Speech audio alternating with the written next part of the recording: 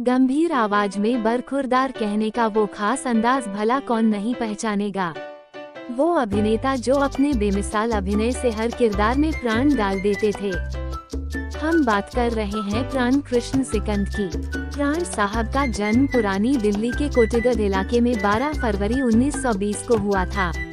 उनके पिता एक सिविल इंजीनियर थे और सरकारी ठेके पर काम किया करते थे।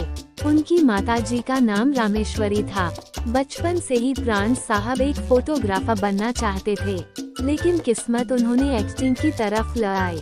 हुआ यूं कि वह एक दिन दुकान पर पान खा रहे थे, तभी वहां पर लेखक बड़ी मोहम्मद बाली आ गए और उन्होंने प्राण साहब से पूछा कि एक्टिंग करोगे क्या, जिस पर प्राण साहब ने कहा कि मजाक कर रहे हैं जनाब। बली साहब के पास प्राण साहब के लिए एक रोल था, जिसके लिए बाद में प्राण साहब ने भी हाँ कर दी। 1940 में आई पंजाबी फिल्म यमला जट उनकी पहली फिल्म रही, जिसे दलसुख पंचोली ने बनाया था। ये वो वक्त था जब वह लाहौर में रहा करते थे और लाहौर की इंडस्ट्री में अच्छा खासा नाम बनाया था।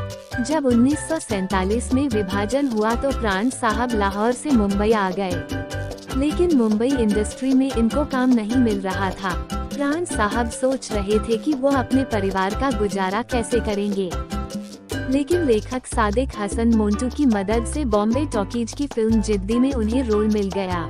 इसके बाद इन्हें फिल्मों में नेगेटिव रोल मिलने लगे और यह राज कपूर, देवानंद और दिलीप कुमार के साथ फिल्मों में नजर आने लगे।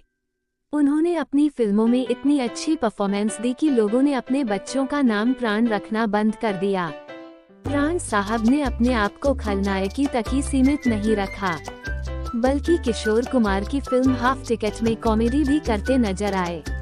50 और 60 के दशक में उन्होंने अधिकतर विलन का ही रोल किया, लेकिन 1966 में आई मनोज कुमार की फिल्म उपकार में उनके द्वारा निभाया गया मलंग चाचा के किरदार ने उनकी छवि बदली।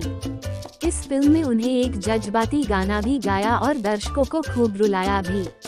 इस फिल्म के बाद उन्हें और भी किरदार मिलने लगे। जंजीर फिल्म, जिसमें अमिताभ बच्चन को एंग्री जंगमैन के रूप में स्थापित किया था, उसमें प्राण द्वारा निभाया गया पठान का किरदार आज भी लोगों को हीरो के रोल से ज्यादा याद है।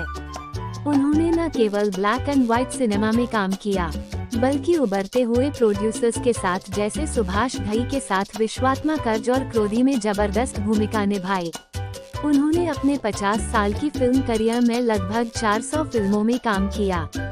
बात करें उनकी निजी जिंदगी की तो उनकी शादी 1945 में शुक्ला अहलूवालिया से हुई और शादी के बाद उनके 3 बच्चे अरविंद, सुनील और एक बेटी पिंकी हुई।